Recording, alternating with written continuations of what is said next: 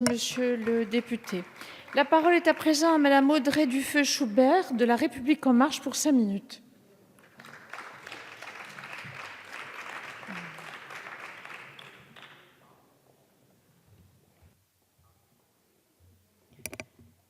Madame la Présidente, Madame la Ministre, Madame la Présidente de la Commission des Affaires sociales, Monsieur le rapporteur général, mes chers collègues. Cette discussion générale me donne, en tant que parlementaire de la majorité, l'opportunité de m'exprimer sur le projet de loi de finances de la sécurité sociale pour l'année 2019. Le président de la République s'est engagé dans un contrat de confiance avec les Français, basé sur la sincérité des débats et des comptes. Les derniers retours de la Commission des comptes de la sécurité sociale, l'ACSES, ont révélé un exercice 2018 en cohérence avec les prévisions annoncées. La sincérité est le postulat essentiel pour débuter un projet de loi de finances. Et je souhaiterais ajouter ceci, en réaction aux propos tenus par l'opposition précédemment à ce même perchoir dans cette discussion. Chers collègues de l'opposition, M. Ruffin est parti, c'est dommage, car je voulais lui rappeler que la sincérité est un concept qui trouve correspondance en grec ancien pour Aristote. La sincérité, c'est la disposition et le juste milieu entre la vantardise et la réticence. Et je n'oserais ajouter pour ma part l'indécence. Ainsi, je tenais à réaffirmer la position de La République En Marche qui fait preuve de sincérité envers les Français.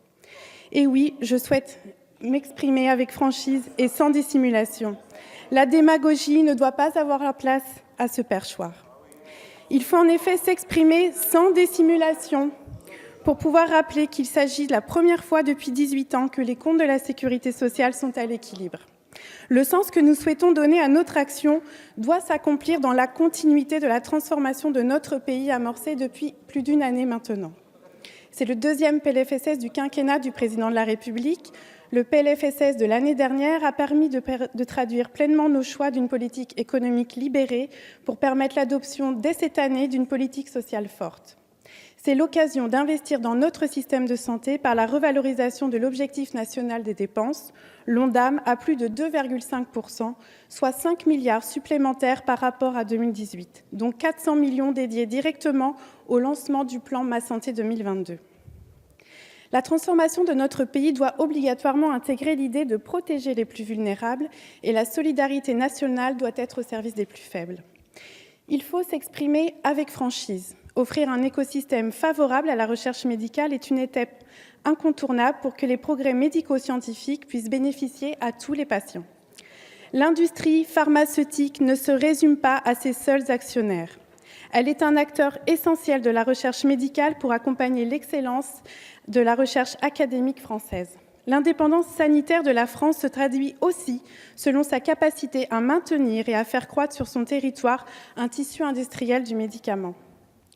Le Premier ministre, en lançant les travaux du 8e Conseil stratégique des industries de santé, le CSIS, le 10 juillet 2018, a souhaité mobiliser les énergies des partenaires publics-privés pour renforcer l'attractivité de la France.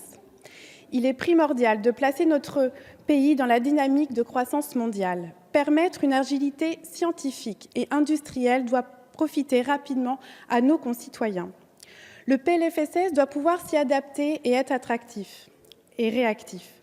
Nous avons la responsabilité de faire bénéficier rapidement des avancées thérapeutiques aux patients, notamment à ceux porteurs d'affections graves, pour lesquels les progrès médicaux apportent un gain de survie et en même temps un espoir de guérison.